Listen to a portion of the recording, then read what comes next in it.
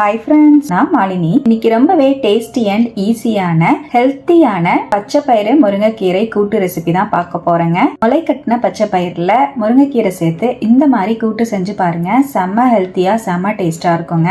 ரொம்ப tasty and ஹெல்த்தியான இந்த பச்சை பயிறு முருங்கைக்கீரை கூட்டு எப்படி செய்யறதுன்னு இப்ப பார்க்கலாங்க.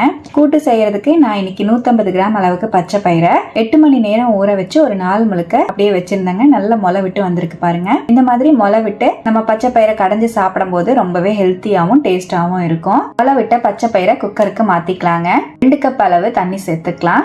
1 டீஸ்பூன் ஆயில் ஆட் பண்ணிக்கலாம். அரை டீஸ்பூன் மஞ்சள் தூள் சேர்த்துக்கலாம். குக்கர் மூடி போட்டு 6ல இருந்து 7 விசில் விட்டு இறக்கிக்கலாம். பச்சை பயிர் நல்லா சாஃப்டா வெந்துரும். பச்சை பயிர் வெந்து வரக்குள்ள மிக்ஸி ஜார்ல 1/4 கப் அளவு பொடியா நறுக்கின தேங்காய் சேர்த்துக்கலாங்க.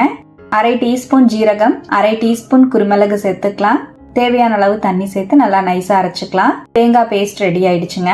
இப்ப கூட்டு தாளிக்கிறதுக்காக கடாயில 1 டேபிள் ஸ்பூன் தேங்காய் எண்ணெய் சேர்த்துக்கலாங்க. 1 டீஸ்பூன் கடுகு ஆட் பண்ணிக்கலாம். 1 டீஸ்பூன் உளுத்தம் பருப்பு சேர்த்துக்கலாம். அரை டீஸ்பூன் ஜீரகம் சேர்த்துக்கலாம். நல்லா பொரிஞ்ச உடனே ஒரு கையளவு சின்ன வெங்காயத்தை 2 நறுக்கி சேர்த்துக்கலாம். 10-12 பூண்டு சேர்த்துக்கலாம். சின்ன பூண்டா ஒரு 10-12 பூண்டு வந்து ஆட் பண்ணிருக்கேன். நல்லா வதக்கிக்கலாங்க. வெங்காயம் நல்லா டிரான்ஸ்பரண்ட் ஆகணும். அதோடவே 2 வரமிளகா, 2 பச்சை மிளகா சேர்த்துக்கலாம். நல்லா கலந்து விட்டுட்டு 2 மீடியம் சைஸ் தக்காளி பழத்தை கட் பண்ணி சேர்த்துக்கலாம். அரை டீஸ்பூன் கல்லுப்பு ஆட் பண்ணிக்கலாம். அரை டீஸ்பூன் மஞ்சள் பொடி, 1 டீஸ்பூன் சாம்பார் பொடி சேர்த்துக்கலாம். நல்லா மிக்ஸ் பண்ணிக்கலாங்க.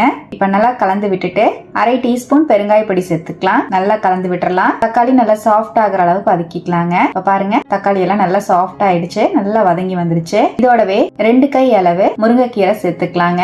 நல்லா வதக்கி விட்டுக்கலாம். கீரையையும் சேர்த்து நல்லா மிக்ஸ் பண்ணி விட்டுட்டு இதோடவே கீரை வேகறதுக்கு தேவையான அளவுக்கு தண்ணி சேர்த்துக்கலாம். நான் ஒரு 2 கப் அளவு தண்ணி சேர்த்துக்கிறேங்க.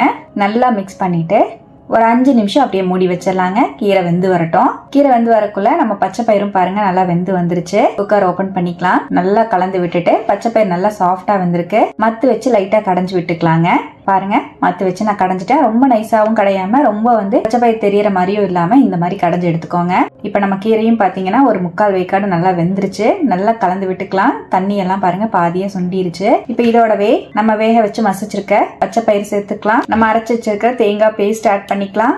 நல்லா மிக்ஸ் பண்ணி விட்டுக்கலாங்க.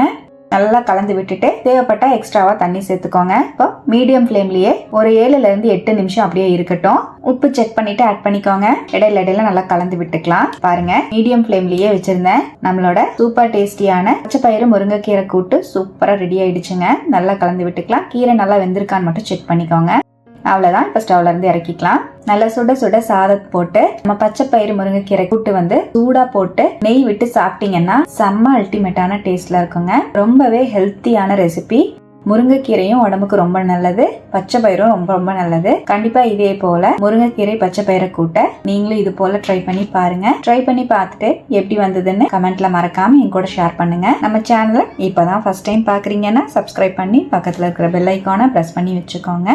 லைக் பண்ணிக்கோங்க. ஃப்ரெண்ட்ஸ் அண்ட் ஃபேமிலியோட ஷேர் பண்ண மறந்துடாதீங்க ஃப்ரெண்ட்ஸ். தேங்க்யூ.